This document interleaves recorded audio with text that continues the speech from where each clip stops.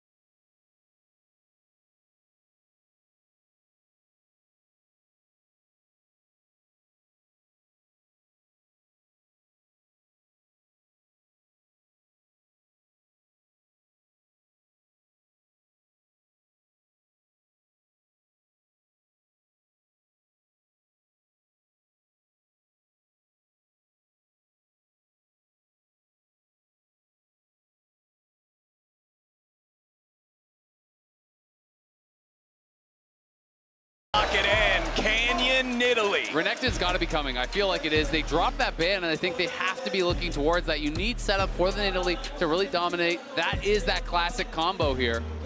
Viewers at home, at MSI, Canyon brought out the Nidalee. And he has a world skin, okay? When passing the Nidalee check, this is the man that defines the check. He is the Nidalee player.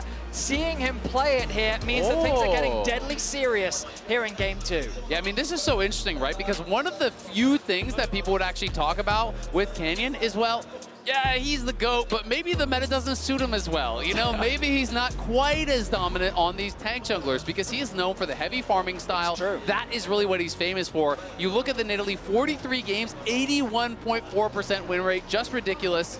They do pick the Jax, leave up the Renekton. It is not going to be grabbed here by Bwipo, though. So a little bit of a surprise to me. Yeah, and we do have that Rakan that you were talking about, Vedius, if you want to lock that in when you have an Ezreal.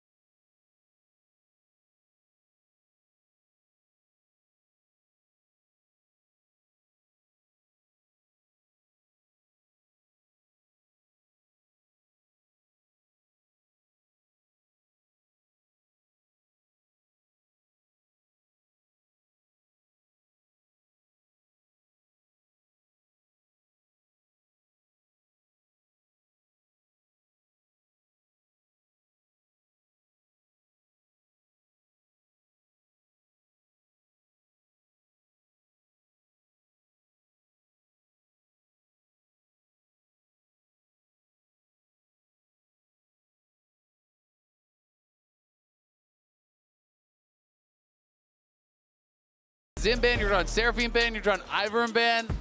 What can't they do? That's 4 out of 5 jungle bans from Gen.G's side. And I mean, you got to remember, he's got the pocket pick Nunu ready to go. The cheeky hover coming out from Marsu. I feel like this is now going to become a FlyQuest staple after they broke it out for the win against I think this might not be a HLE. hover. I think they might be actually going to be locking this in. And France roars to life for Here's the Nunu. thing, and this is why I didn't think it was going to be a bit of a meme in this situation. One of the real big strengths of Nidalee, and when I've talked to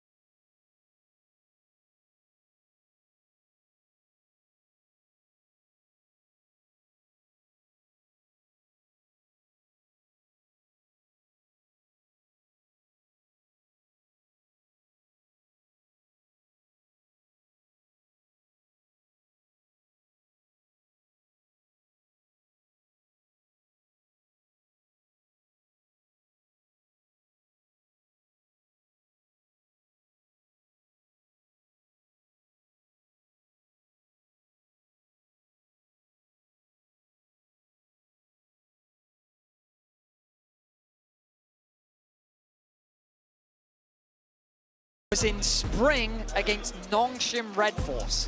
He went 6-0-3 on the Kassadin, but that was into a Talia back then. Like, it's been a while. The game's a little different since back then. Things have changed. And, I mean, we've seen Chovy's Kassadin before, but as Azael was saying, like, in this composition, the laning phase is going to be rough. It's a very powerful scaling pick. You know the chat is doing that stare emoji, looking at the clocks, waiting for level 16. But in this composition, I think it's going to be a tough one to execute. Absolutely. You know, I'm a little bit nervous for Gen.G, and I didn't think I'd be saying that. The last time Kassadin was picked at Worlds, we seem to be doing a lot of this because we're getting a lot of new champions, was actually in Worlds 2021. Showmaker picked it, and he won with the champ. But I am a little bit nervous for Gen.G. You know, yes, they are Gen.G. Yes, they are still massive favorites, even with the Game 1 loss. But Kassadin, Nidalee, Jax feels really hard to execute in an era that is dominated by these super objectives that just kind of force you to group and fight, or you lose the game. Well, it looks like Gen.G is once again saying, FlyQuest, your weakness has been the early game. We don't think you can punish well enough. We're gonna go for scaling, and it'll be up to FlyQuest to answer that challenge as we're onto the Rift for game number 2 of the series, and Gen.G is posturing to move into the FlyQuest jungle. I mean, Gen.G is anticipating a lane swap. The Ezreal and the Rakan want to get out of the 2v2 against the Ashe Nautilus, so they're setting up information in FlyQuest top side.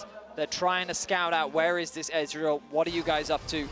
They'll largely just gain control over the top side river. FlyQuest not really going to concede any information. The Ezreal is sneaking his way up into the top lane. The old school plan that you would use is dropping a ward in the top lane to see if the AD carry is heading up there. But they have no read. Bwipo happy to stick around the top side of the map because he's going to be sharing farm alongside Masu, and expect Busio to hover around mid, as now the split map will come through from Gen.G. Oh, but Gen.G are going to re-invade again. So Inspired swap sides because he's saying, all right, you're going to be invading on there, but that's spotted as well. So this is actually crazy how much movement on the map there is being. You know, you can see Inspired, he's actually having to start his Wolves, and he's going to have to leash them and pull up towards that top side, because it's going to be him getting harassed on this camp. And this is what we saw in game 1, but from the other side, right? This is what we saw Bwipo doing, harassing Canyon when he was on that Skarner. And it looks like Inspired, yeah, he's going to not secure the entirety of the camp here. But still, that's really good for Inspired because he stole one camp from his weak side, right? That's the side of the map that you're not actually supposed to have access to. So the fact that he does actually get that is going to be really nice. Well, there are pros and cons. One of the downsides Busio finds a nice little knock-up onto Chovy. Chovy's going to lose a lot of HP here. Busio's sweeper didn't actually spot out any of the vision on the top side jungle, which means that Canyon still has information as to where Inspired is on the map right now. Securing those Raptors, moving up towards Krugs. Canyon going to be getting level 3 of securing his Raptors now, and this means that the bot side dive is very real. Busio ticked over to level 2. Inspired's going to be spotted out by the Ash E. Bwipo level 2 as well. And now keep your eyes on Canyon on the minimap. Level 3 secured, sets his sights on the bot side of the map, and here's the potential TP into dive. All right, we'll see how that works out. Inspired going after enemy blue buff here. But no, there's no dive once again. FlyQuest are going to be uncontested. Keen going to be sitting pretty comfortable on the top side of the map as well. I mean, Bwipo got 3, right? So he got almost all the way there. 1 or 2 minions dive, 3 TPs, he's level 3. That is a very hard dive against that level 3 Renekton who's full HP. There's no chunk on him, there's no chip on him.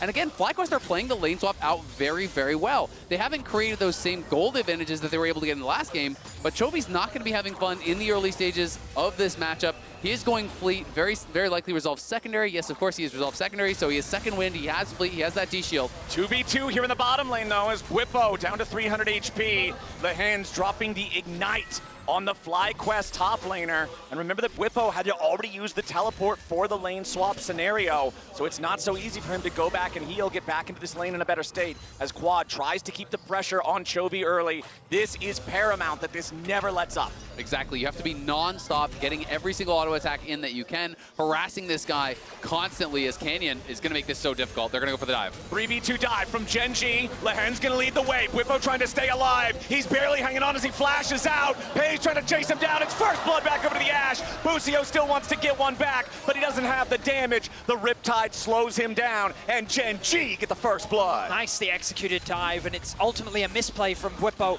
Chovy getting very low, forced a flash in the 1v1. Remember, coming into this, Quad wanted to show Chovy how much he's grown, and I feel like Chovy is experiencing that development from Quad, but we've got to go back to the bot side of the map because Bwipo took a bad trade against Pays and Lehens. That meant that he ended up losing about half his HP and wasn't able to get the level up. This was the go signal for Canyon, knowing that, hey, stuck underneath your tower, my spears are going to do a ton of damage, and even if he didn't connect them, the pressure was enough to secure first blood. FlyQuest are looking to try to threaten a dive. If he continues to stay, Busio's wrapping around behind him. Remember, there's no flash. He could look for this. They're letting that recall run down. Here we go. Busio wants to go for the dive. This will be pretty important here for FlyQuest. Knock up onto Chovy. Not enough damage to take him down, and now Busio's Cougar Food. Canyon shows up for a punish, and Gen.G are looking scary in the first 5 minutes. Yeah, Canyon, right place, right time. Once again, gets down bot lane after Bwipo took that bad trade that video is talking about, and gets that kill there. Then is there on the counter gank, and now Bwipo getting pushed out. Oh, Bwipo went back for the call of the meek. Pays just chasing him down, shot after shot after shot. Bwipo barely gets away. Ash against Renekton, you're seeing some of the struggles that a Renekton can have, how easily you can get kited, but Gen.G looking a lot more confident here in this early game. A much bigger gold lead gained already, with Canyon securing an early kill too. Gen.G off to the races here in game 2. This is massive for them, right? You know, it's actually FlyQuest that were up a significant amount of gold after the lane swap in game number 1, and now they are really on the back foot. They are not out of it just yet, of course. But here is this one more time. There was no ignite on Busio, and Quad is pretty low on mana, hasn't actually paced, so just doesn't have enough damage to actually get through it. With the fleet, plus the Q shield as well that's coming out there from Cassidy, is able to survive.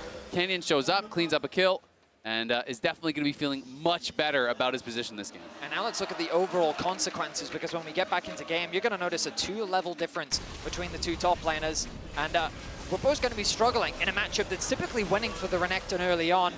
Canyon, along with the advantage that he's been able to gain early, secures the 3rd Grub buff, and FlyQuest, they're kind of forced to trade. I think wise at this point, when you don't have the same strength in your bot lane 2 versus 2, but you're seeing the difference and the power of Ash in the early game and what she's capable of. I mean, look at the EXP difference between the top laners. Bwipo just ticked over to level 5. Keen is halfway to level 7. And we're talking about a Jax that you already mentioned it back in draft, Isaac, will be a menace in the 1-3-1 as the game goes on.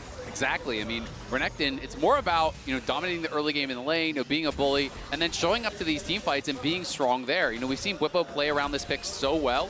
It constantly gets banned against him because he uses the Steric Spike so well on this champion to soak damage, to create space for his carries. But when you're put this far behind, you're going to get run over in the 1v1, and you're not going to get to those core items that you need to really be tanky enough in the 5v5. Canyon trying to steal away the blue buff from the FlyQuest side. He's got backup from Pays in the hands, but Inspired better on the smite to steal that one away and take level 6. I mean, the gobble from Inspired, assisted alongside the smite, means that no buff will be lost. And FlyQuest find themselves at about a 1.5k gold deficit. The biggest problem I find for FlyQuest is that they keep trying to return to standard lanes so that Bwipo can lane into Keen. But Gen.G won't give it to them. They're constantly swapping Pays around the map to match this Ashe into the Renekton, starving him of more experience, and Masu really can't bully Keen on this Ezreal. Oh, Masu getting grabbed by the dredge line, but nicely used there with the arcane shift to buffer through the grab. As Chovy here in mid lane might just find himself on the receiving end of a snowball, but considering he's level 7, he can still buffer through that knockoff. But nice shockwave coming out from Quad. Surely they get this kill. No way, Chovy just made him look foolish. The magic shield on the Kassadin meant that he was able to tank up the damage. The null magic mantle in his inventory as well, doing so much work. FlyQuest just lacking the damage to finish off the kill. And that was so close. He was down incredibly low, but not getting that kill is devastating. Kassadin now ahead of the Orianna. And this is not going to be good here for FlyQuest. We'll see if they can make something happen on bot side, but now Busio in trouble. Busio already having to back away as he misses his grand entrance, gets locked up, loses half HP to the fire of Pays. This early game is going beautifully for Gen.G, not just with the plays that they are making, but the way that they're responding to the attempts FlyQuest is bringing as Bwipo going in against Keen, needs to try to lock him down here for Inspired to show up in time. That snowball needs to make its way into the Jax, but it ain't gonna collide in time as Canyon now shows up. Keen still feeling fine. Gen.G are loving these first 9 minutes of play. Gen.G with a 1.5k gold lead. The gold lead hasn't really expanded that much, but as Azael highlighted, you look at the bottom of your screen and the gold is going to all the right people. A 30 CS lead for Keen with a 600 gold lead. That's 2 kills without him even having any. Can with a gold lead over the Nunu, and crucially Kassadin with a gold lead as well. Exactly, and when you can get through these early levels as a Kassadin, these kind of matchups, you get to the Catalyst, you get to the tier, you have a null magic mantle, and all of a sudden you're not running out of mana and you can't really be pressured out of lane, and that's where things start to get very difficult for the Orianna because you have more sustain, you have these shields that you can use on trades, and then as long as you have information on where the FlyQuest members are, you can actually start getting aggressive, shifting in with the ultimate, starting to really take over in that 1v1, and just making it a nightmare for Quad. Yeah, I mean, the problem for FlyQuest is going to be who actually deals with the Kassadin. They really don't have the lockdown required as Keen. Yeah, I don't think they have anything for the Jax here either, as Keen is about to win a 1 versus 2. Inspired again showing up just a little bit too late to really make a lot happen. Keen thinking about turning around, maybe trying to finish off Bwipo there, as Inspired on the Nunu. There's no way to have any threat without help there onto the Jax. And meanwhile, since the enemy jungler's bottom lane, it means free grubs for Canyon up in the top side of the river. 6 grub game for Gen.G. I mean, Inspired is forced to help his top lane and push out this wave. Bwipo is really struggling in the 1v1. He's the one that's paid the biggest price in terms of how the early game lane swap has panned out. And very wisely, Gen.G took advantage of the Ashe pick to just bully out Bwipo. And I think already in this series, we're seeing the value of Ashe and how much advantage it gives you in the early game. All right, Lehens and Pays just keeping the pressure on here in the top lane. We still have 3 minutes left for Gen.G to use these early advantages they've built to mine some more money from turret plates. Bwipo's gonna try to get a little bit back, taking out this first plate down here, but as soon as Keen's back in the lane, this Lizard has to get the hell out of town. Yeah, it's time to leave. I mean, he's down 30 CS at this point. You said it, Betty, he was the big loser in the lane swaps. That dive put him so far behind because there was no real pressure being put on Keen. That's the difficulty in this situation, is Pays gets a first blood. He gets a kill there. Chovy's now been put ahead as well. FlyQuest are really struggling to find any purchase in this game. And when you look back towards that previous new game, it was Inspired getting so much done. This time, his ganks just haven't really been able to find any effect. Oh, they found an effect, all right. Chovy got a kill on Kassadin at level 7. That's exactly what Gen.G wanted to see, as Canyon is now looking to repeat his success here on these Nidalee ganks. Keen flashing forward for the stun with a counter-strike, needs a little bit more damage to kill off Bwipo, but the Croc survives. Canyon will not be able to complete the job. Bwipo surviving on a knife's edge to get the first kill of the game for FlyQuest. Okay, a little bit of hope there for FlyQuest, surviving in that 1v2 as Gen.G go too far, and Bwipo just keeps the minions between him and Canyon the whole time. Canyon can never find an angle to actually get the spear, even when Keen lands the stun. And Bwipo holds his stun for after the counter-strike is down, locks him up under the tower, gets the kill. Really well played by Bwipo. A rare fumble from Canyon as he throws his Q, it hits the minion, and then he smites it. The idea being that he smites the minion first, then it goes through, and the Q is able to connect. But a bit of an execution error comes through from Canyon, and they're able to, Bwipo ultimately finds the outplay. Now, that is insanely good for Bwipo, because it immediately claws back a lot of the gold deficit that he found himself in. It doesn't really change the game state, though, in that Chovy is about to hit level 11.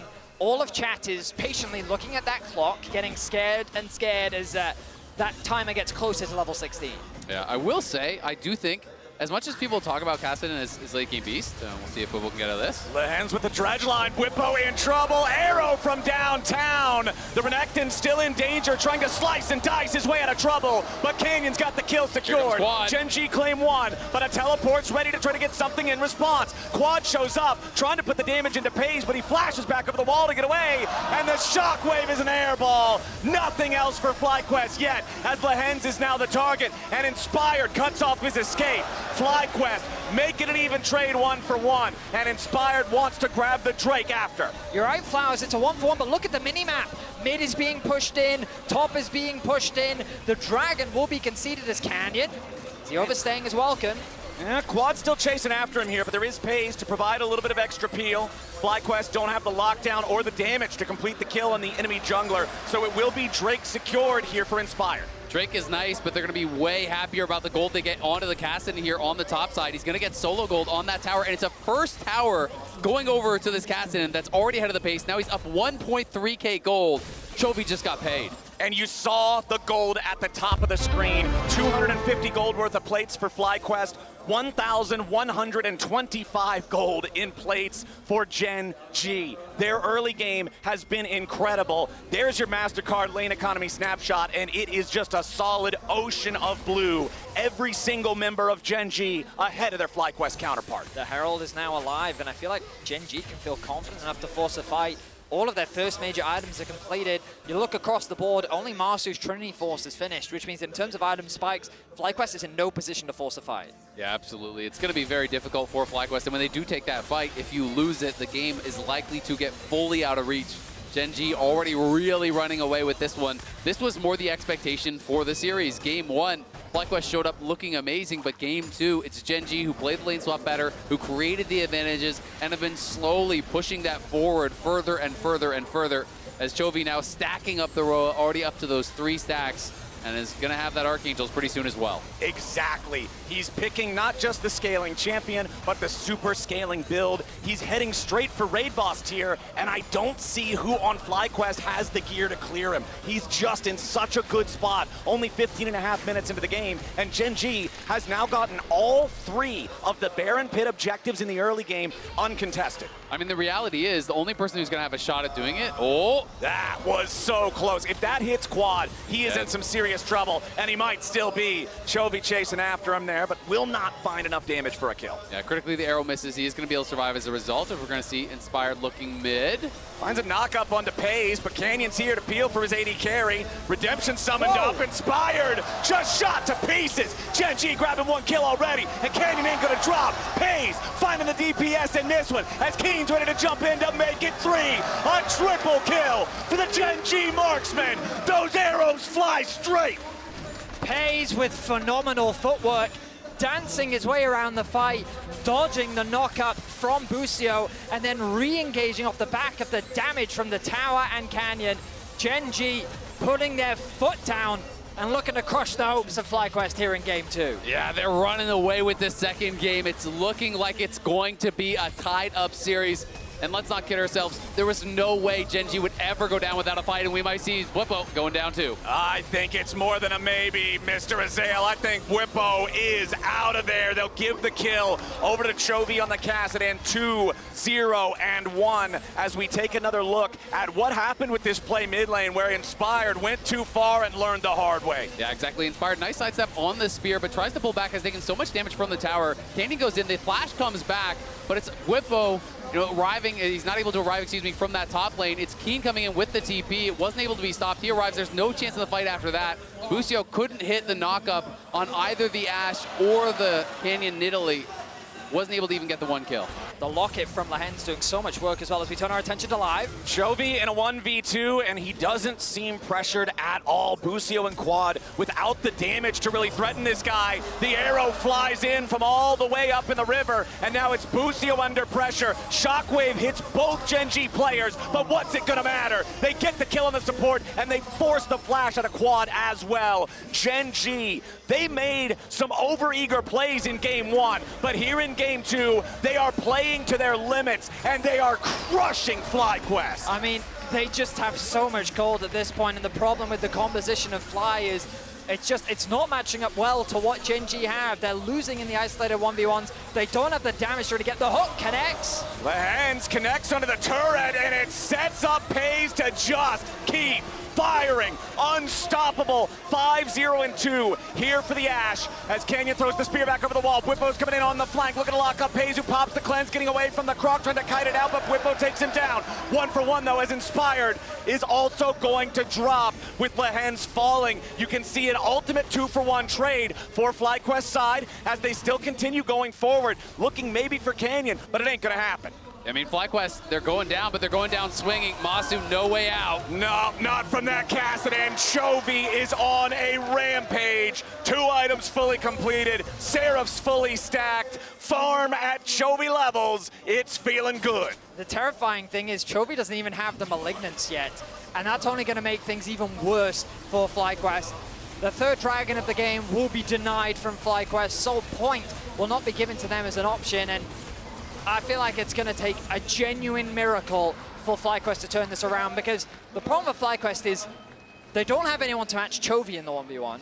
You could argue that maybe Whippo can hold Keen in the side lane, or maybe he can hold the Kassadin, but that means that FlyQuest is forced to group because they have to keep the Orianna together. So you're always going to get split up on the sides. Gen.G can always force a skirmish, and in every skirmish scenario, FlyQuest always lose. Exactly. I mean, it's so tough. If you can't win 5v5 and you can't win sides, you can't win League of Legends. Well, they're going for the 3v1 play against Keen, but he's buying enough time. Pays arrow isn't going to hit the target. Keen is down. FlyQuest commit enough players to get the kill on the Jax. I just love, though, that Inspired is continuing to force these plays. FlyQuest, no, you can't just sit back and wait for them to scale, wait for them to crush you through the side lanes. You've just got to keep looking for fights. Overload one side, look for a pick, do it again and again and again and again. It's your only chance to win this game, even if it is that 1% chance. They're going to go for it.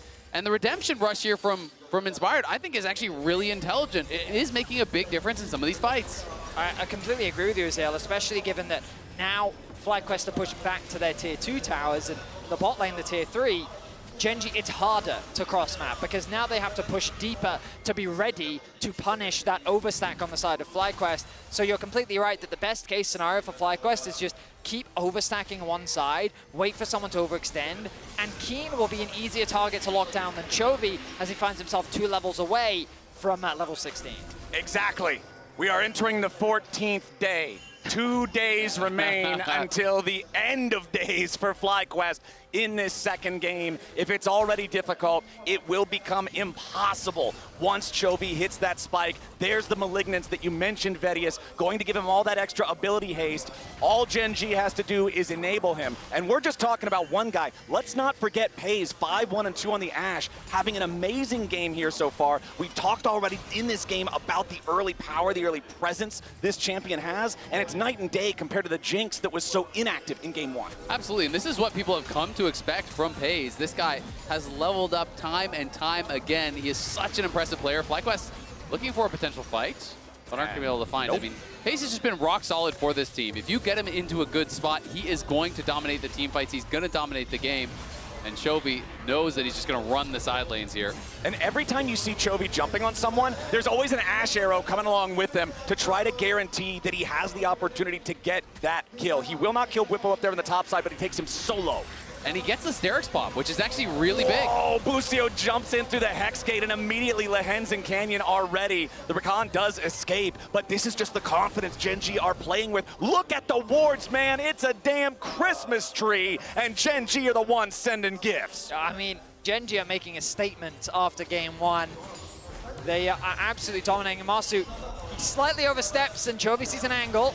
Chovy not afraid to continue going forward. Inspired the target down to about 1/4 HP. Heals up a little bit with the chomp. Redemption keeping him alive. Busio fires back on in with the quickness, but Chovy's so tanky. Gen.G's so far ahead. Whippo's gonna be your target here next as the shockwave doesn't do much. Pay's getting the kill on Whippo. Gen.G just cutting them down like flies. Another triple for Pays as Quad is the only one left standing. Gen.G 4-for-0. Baron's coming up next. And Gen.G smothered the last flames of hope here for FlyQuest. Quad's gonna go down as well, you have to think. No! Keen ultimately dies to the turret. He nearly killed the turret to stay alive there, but just barely drops at the end. Pays' arrow ends up baiting Keen to his death. But the remaining 4 players of Gen.G will enjoy a nice new purple coat as Baron drops 23 minutes into the game and the gold lead crests 10,000 for Gen.G. I mean, time's up for FlyQuest. Gen.G are just running the rift right now. We look back at the fight and it starts with Masu. I mean, it's unfair to say that he's overextended here, but he is. He can't even approach his tier 1 tower. Chovy's just playing with his food at this point. Look at how durable he is with the amount of shielding coming out from the locket, the amount of resistances that the champion has. Lehens is the only one going to get hit by the shockwave. As good positioning there from Gen.G, and then they turn it into a cleanup. Yeah. The only thing was the bit of a bait, as Flowers highlighted. The Ash arrow connects, and he thinks, oh, maybe this is a kill. But I mean, Whippo recognizes it's okay. It's best of 5. It's totally fine to drop a game here or there. Yeah, I mean, Whippo definitely having a laugh, but Masu looking very different there on cam, looking very frustrated with how things have gone in this game. Hasn't really had much of an in so far in the game, as it felt like mostly it was decided before we ever really got to team fights, and that can be that situation that sometimes AD carries find themselves in, where your job is to kind of farm it up, and sometimes by the time you got the items, the fighting's already done. I mean, it's the exact opposite story of game 1. Now that we're 2 games into this series, and this one is essentially done except for walking it to the Nexus for Gen.G, both AD carries have had a game where they were on the Ash, they were in the driver's seat, and they were determining how this game would be played, while the other guy was sitting back saying, all right, boys, I hope I get 5 items. It feels like this Ash is going to remain the highest of priorities in this series if it's determining this much. And that's why it's so interesting, because FlyQuest is one of the few teams that often prefers red side. You know, they're one of the only teams that will lose a game and actually pick red side over blue side, which is kind of almost blasphemy, but you know, will that change going into game 2? Hayes putting some damage into Inspired here as Chovy is ready to approach from the flank. Level 17 Kassadin, fully ready, fully locked and loaded. Those 3 items fully complete alongside an unbroken armband. He is fearless in this game state. I mean, he has nothing to be afraid of. FlyQuest, they just don't have the money to really support any play they want to make. It's simply a matter of time for Gen.G as the base continues to experience the siege. Level 14 now for Pays, pushing bot, pushing mid. The Baron power play nearing 3,000.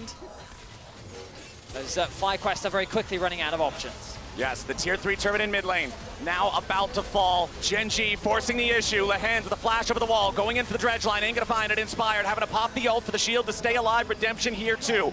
Mid lane inhibitor already down. Bottom lane, the next target. Keen just set it up perfectly with the timing on the wave, and now Whippo will get locked up and shot down. Sterix will not keep him alive long enough, and Gen.G will not be stopped. Boost Lucio drops next, and the remaining 3 FlyQuest players fall back to the last bastion of the Nexus turrets, but Pays will not stop. He continues leading the charge, and Chovy's dominating. Another dredge line misses, but it won't matter. Quad and Masu trying to stay alive, but a step outside of the fountain steps is certain death. Gen.G clear the Nexus turrets. FlyQuest head back into their base.